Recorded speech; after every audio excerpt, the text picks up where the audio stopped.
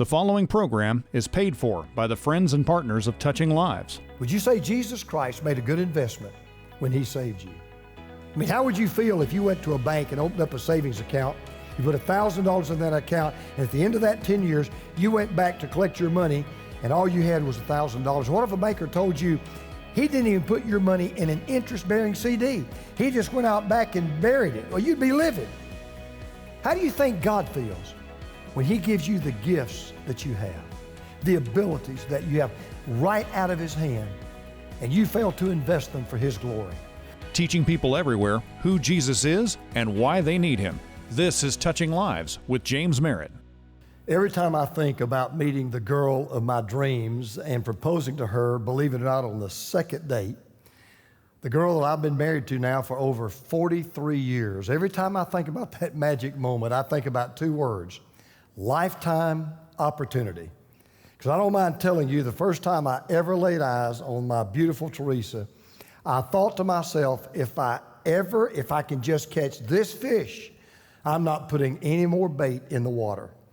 And literally, I looked at Teresa and I thought, she is the opportunity of a lifetime.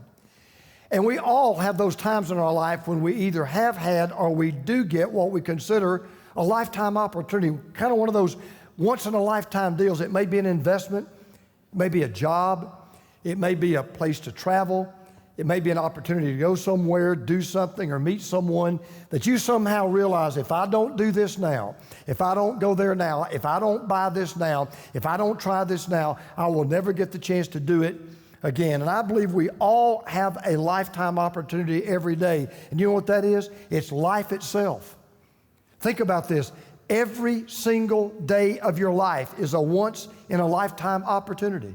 Today, this day, right now, is an opportunity that will never pass your way again.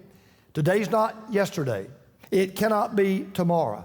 And every one of us are given in this lifetime opportunities to find God's will and to do God's work. We're given opportunities to make a difference in the lives of other people. As a matter of fact, from God's perspective, life is an equal opportunity adventure. God doesn't discriminate. He wants all of us to make the most of life that we possibly can. And one of the ways that we can do that, and I think one of the most important character qualities we'll ever develop in this life, if you want to maximize this life and live it to the fullest, is something that's missing a lot today in our culture, in our communities, and in our country. And it's what's called faithfulness. If you are a boss or a supervisor, you've got anybody under you, you deal with volunteers, you've got anybody who answers to you, anybody you're counting on, then you know something. It's just hard to find people who are just faithful, who'll just show up, who'll be where they need to be when they need to be there, and who'll do what they need to do when they need to do it. Faithful to give a good day's wage of work for a good day's wage. Faithful to stay until the job is done. Faithful to do what they do with a good attitude. The wisest man who ever lived, his name was Solomon. He wrote these words. He asked a great question in Proverbs 20. He said, many claim to have unfailing love, but a faithful person who can find? What he said was, people who talk the talk, they're a dime a dozen. People who walk the walk, they are hard to find. And yet, think about it, when it comes down to it, have you ever thought about how dependent we all are every day of our life on somebody being faithful? For example, a government is absolutely dependent on its citizens to obey the law. An army is dependent on its soldiers to be faithful to carry out their duty. I can tell you as a pastor, a church is totally dependent on its people to be faithful to serve and to give. Every day, our eternal destiny depends upon God being faithful to His promises and God being faithful to His word.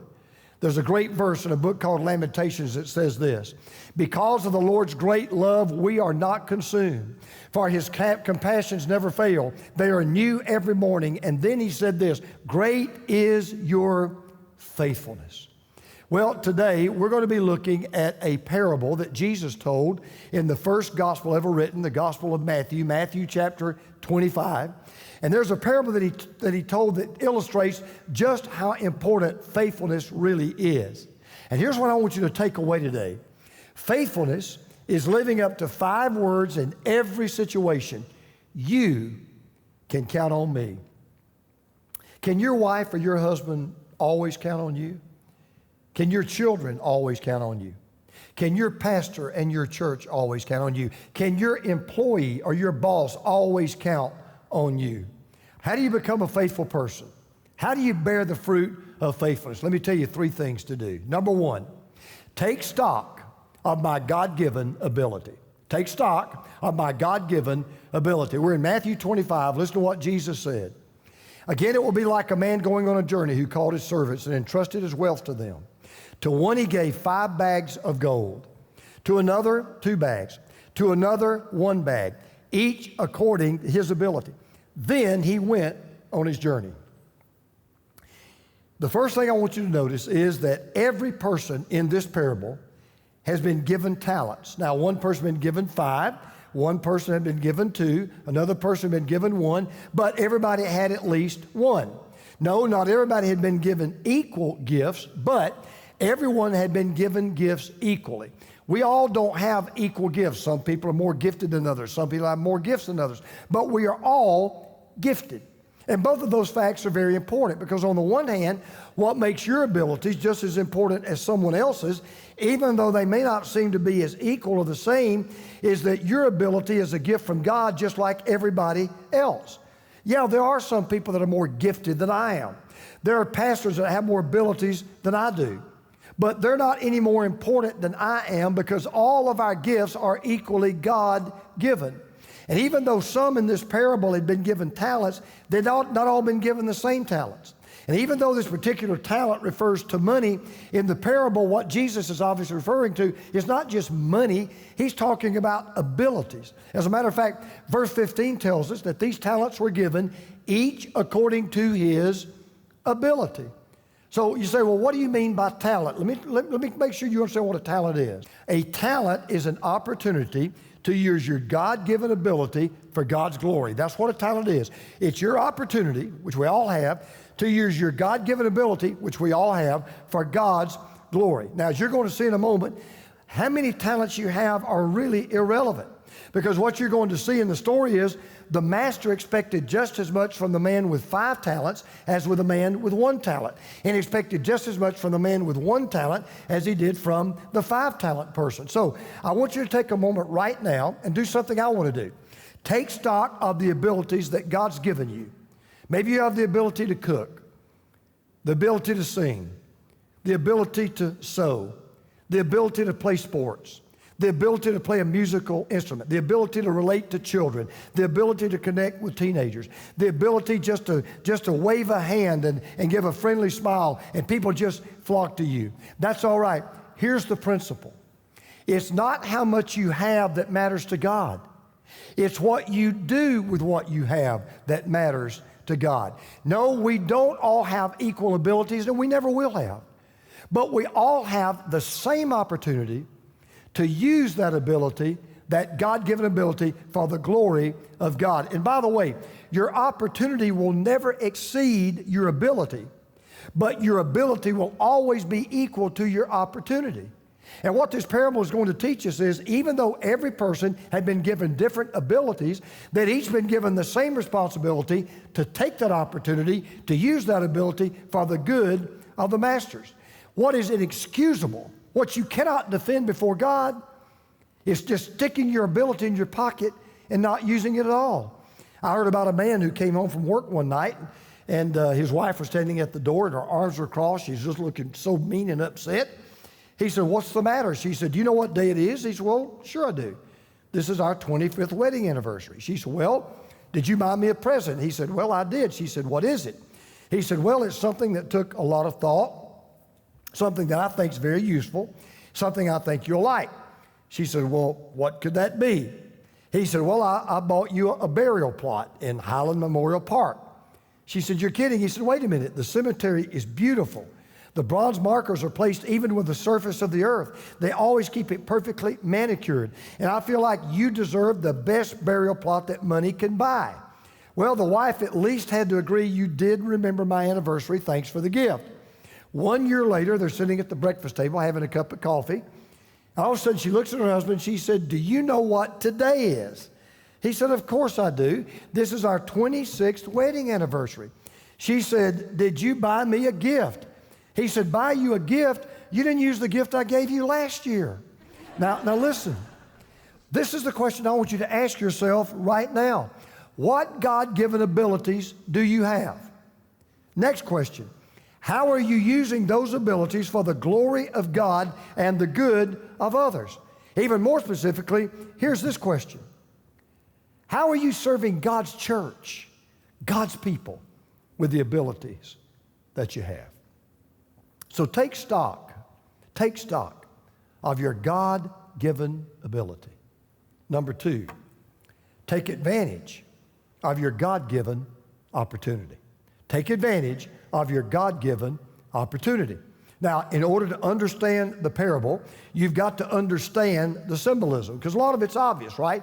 So who do you think the master in the story is? That's Jesus. Pretty easy to figure that out. The servants in the story, who is that? That represents followers of Jesus. So the truth of the parable is pretty evident, right? The Lord has given gifts and abilities to all of his followers, and he expects every one of them to leverage those abilities in such a way that he is honored and other people are blessed. So let me put it to you this way.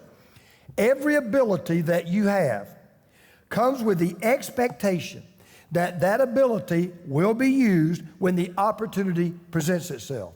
Every opportunity carries with it a responsibility to use the ability in such a way that God is glorified and others are blessed. Now you may be asking the question, okay, why does Jesus talk about money? Why does he use the example of money? Well, because money really is a pretty good picture of your talents. As a matter of fact, the Greek word talenton actually gives us the word for talented or talents. Jesus is teaching us your abilities are kind of just like money. They are to be reinvested. So the story continues. The man who had received 5 bags of gold went at once and put his money to work, and he gained 5 bags more. So also the one with 2 bags of gold gained 2 more. But the man who received 1 bag went off, dug a hole in the ground, and hid his master's money. Now 2 things stand out immediately, okay? On the one hand, every servant had been given an equal opportunity to leverage his money, to invest his money. They didn't all have the same amount. That's not the point. They all had the same opportunity to leverage that money, to invest their money and get a return on the money. The other thing is, there are only 2 kinds of servants in this story: faithful and foolish. Now, I want you to think about how you're serving God right now, how you're serving God, for example, in your church, how you're serving God where you work, how you're serving God in your everyday life. And so I want you to be honest. Would you say you're more faithful, or would you say that you're more foolish? Because here's the truth of the matter. You're either doing something for God every day, or you're doing nothing for God every day. There is no in between. And I want you to notice that God did not expect, this is important, he did not expect the same results from every servant. He did expect the same effort. So this is something that you need to hear and I need to hear. We both need to hear. God never compares you with anyone else. God compares you with you. That's it. God measures your success by how much you do compared to what you could do. How you are and what you are and how much you are compared to what you could be. If every church member would just say, for the rest of my life, I am going to be faithful to God. We could do unbelievable things. It's just a matter of being faithful. And then there's a third thing that Jesus teaches in this parable. And that is, take note of our God-given accountability. Take stock of our God-given ability. Take notice of our God-given opportunity. Take advantage. But take note of our God-given accountability. Now, the way this story unfolds kind of makes me laugh and kind of cry at the same time. Listen to this. So after a long time, the master of those servants returned, and they settled accounts with them. The man who had received 5 bags of gold brought the other 5. Master, he said, you entrusted me with 5 bags of gold. See, I've gained 5 more. His master replied, well done, good and faithful servant. You have been faithful with a few things. I will put you in charge of many things. Come and share your master's happiness. The man with 2 bags of gold also came. Master, he said, you entrusted me with 2 bags of gold. See, I've gained 2 more. His master replied, well done, good and faithful servant. You have been faithful with a few things. I'll put you in charge of many things. Come and share your master's happiness. Now, once again, the point is driven home. Ready? It is not what gifts you are given or how many gifts you have. It is what you do with the gifts that you have that really count. That is why whether you are a 5-talent person or you're just a 2-talent person, that's why they both receive the same proportional reward. God was not concerned with who started with the most talents. God was not concerned with who wound up with the most talents. What God was concerned with, what did each person do with the talents that they had? That's all that counts. You do what you can with what you have. Yet at the same time, what's really strange is that the emphasis on the parable is not on the servants who were faithful. You think that's where the real punchline would be. That's not the point of the parable. The point of the parable is not on the servants who were faithful. The point of the parable is on the servants who were, that servant that was not faithful. Because notice how he responds. Then the man who received 1 bag of gold came. Master, he said, I knew that you're a hard man, harvesting where you've not sown and gathering where you've not scattered seed. So I was afraid, and I went out and hid your gold in the ground. See, here is what belongs to you. Now, what did this guy do? He had so much initiative, so much drive, so much ambition, so much of a sense of personal responsibility, he buries his talent. Doesn't even put it in the bank. Doesn't even try to draw any interest. And oh, by the way, he could have. Because back in that day, the ancient Roman Empire had a banking system that was in many respects like banks of today. And you could actually go and you could deposit money in that bank and you would earn interest on that deposit. As a matter of fact, it worked out to about 6%. So this person could have just simply gone to one of those Roman banks and he could have made 6% on his money, but he didn't do anything. Now, I know what you're thinking, because I think the same thing every time I read the parable. You go, how lazy, how apathetic, how foolish. And yet, I look out at people sitting in front of me every week in my church, and what do I see? I see buried talent everywhere. I see buried talent of singing. I see buried talent of teaching. I see buried talent of serving. I see buried talent of working all over our church. Now, before you try to give me an excuse as to, why you don't serve and why you don't do it, I've heard them all, by the way. I got a big file cabinet. I know you're too busy. You got too many outside interests. You got a lake house. You got a house at the beach. You got involved in too many other things. Jesus closes with the truth. He drives home with a sledgehammer. And Jesus is going to tell us there is simply no excuse for not doing what you can with what you have. Listen to what he says. His master replied, you wicked, lazy servant. So you knew that I harvest where I have not sown and gather where I have not scattered seed. Well then, you should have put my money on deposit with the bankers so that when I return, I would have received it back with interest. Now I want you to listen to what this slave does. Are you ready for this? He not only doesn't do anything with the talents he was given, with the money he was given, he tries to pass the blame off on his master. In other words, he gives this excuse. And notice what the master said. The master said, look, if you thought I would demand a return on what does not belong to me, do you not realize I would definitely require a return on that which does belong to me? I mean, how foolish can you be? And the only one of those servants who gave an excuse, this is what's interesting. The only one who ever gave an excuse was the person who did nothing. By the way, while I'm in the neighborhood, Adrian Rogers used to say an excuse is just the skin of a reason stuffed with a lie. You know who primarily makes excuses in life? People who don't do anything. I've never met anybody that tried their best, did their hardest, even if they failed, who made an excuse. And nothing irritates me more when I look at people who show no results, who get nothing done, and then they blame everybody else. They make excuses. As a matter of fact, the only people I know in life who make excuses are the people who have nothing to show for their time and their work, but they love to point out why everyone else is the reason. So it's interesting that when Jesus asked these two faithful servants what they did with their talents, they said, well, we just took the talents that you gave us and we just made more talents. The unfaithful servant took 44 words to say, I didn't do anything. And I want you to remember something that I have learned, and I've learned it with even the staff people that I work with. I've learned it with people that I work with. The less people do, the more people talk.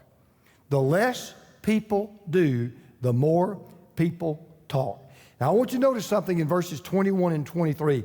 The master says to both of those servants, listen to what he says, you have been faithful with a few things.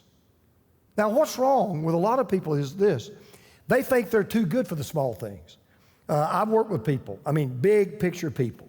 They got all these big grandiose plans they're going to do. But then when you examine them after a while, they haven't even done little things. The great poet Longfellow once said, most people would succeed in small things if they weren't troubled with great ambition. One of my favorite stories is about a man that was talking to this big, tall, husky football player. And he looked at him and he said, you know what? He's looking up at him and he said, if I was big and tall and strong as you are, you know what I'd do? And he said, no, what would you do? He said, I'd go out in the woods, I'd find the biggest bear I could find, and I'd wrestle him right down to the ground. That big old football player looked down at that guy and he said, well, you know, there are a lot of little bears in the woods. Now, I just want to say it again. We just need to be faithful in what God has given us. So let me kind of bring all of this to a close with this last question. You're a follower of Jesus. You have trusted Christ as your Lord and Savior. Simple question. Be honest. Would you say that Jesus Christ made a good investment when he saved you? Would you say Jesus Christ made a good investment when he saved you? How would you feel if you went to a bank and opened up a savings account, you put $1,000 in that account, and at the end of that 10 years, you went back to collect your money, and all you had was $1,000? What if a banker told you he didn't even put your money in an interest-bearing CD? He just went out back and buried it. Well, you'd be livid. How do you think God feels when he gives you the gifts that you have, the abilities that you have right out of his hand, and you fail to invest them for his glory? Or you waste them on something that doesn't mean anything in eternity? There's an amazing book. It's entitled The Fall of Fortresses. And it tells the remarkable story of a B-17 flying fortress that flew a bombing mission over Germany toward the end of World War II. Well, the bomber took several direct hits from Nazi anti-aircraft guns, and even a few of them hit the fuel tank, but none of them exploded. Well, after the plane finally landed, they found 11 unexploded 20-millimeter shells that had been carefully removed from the bomber's fuel tank. They couldn't believe it. Every one of them was dismantled. They were wondering, why didn't these bombs go off? What happened? They couldn't understand it. Why would the Germans fire empty shells? And the mystery was solved when a small note was found in one of those bombs. It was written in Czechoslovakian and translated, this is what it said. Listen to this. This is all we can do for you now. Here's the amazing story. A member of the Czech underground working in a Nazi ammunitions factory had deliberately omitted the explosives in at least 11 of the shells on his assembly line. Not knowing if any of the efforts would prove effective, he slipped a note into one of the shells, hoping maybe somebody will open this shell. Maybe somebody will benefit from my efforts. Maybe somebody out there will know I was faithful. That same person may well have died wondering if that little work he was doing to subvert the enemy would ever make any difference. Didn't matter. He did what little that he could, taking what little that he had. He exercised his responsibility to take his opportunity, to use the ability he had for the good of someone else. And because of that, he saved the lives of an entire crew on a B-17 bomber. I've received a lot of compliments in my life. Frankly, the vast majority I really didn't deserve. But I want to tell you there's one compliment that wouldn't just make my life, if I could just hear it one time, it would make my eternity. And you know what it is? If I can just hear Jesus say to me, "Well done, good and faithful servant." Every day is a lifetime opportunity to simply say both to God above and to the world around, "You can count on me. Be faithful." Stay tuned for a final word from Dr. Merritt.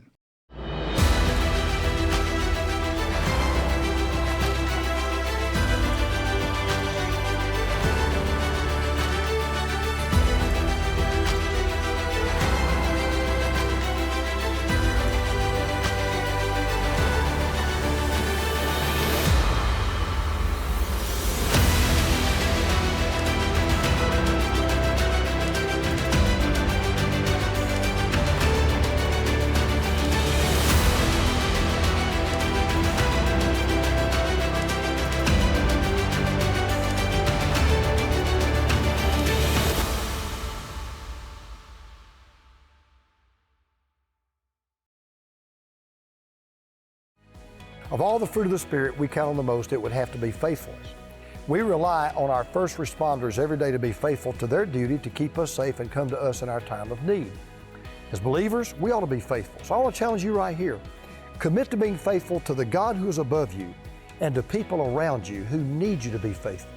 In doing so, one day you'll walk into eternity and hear the words we all want to hear: "Well done, good and faithful servant."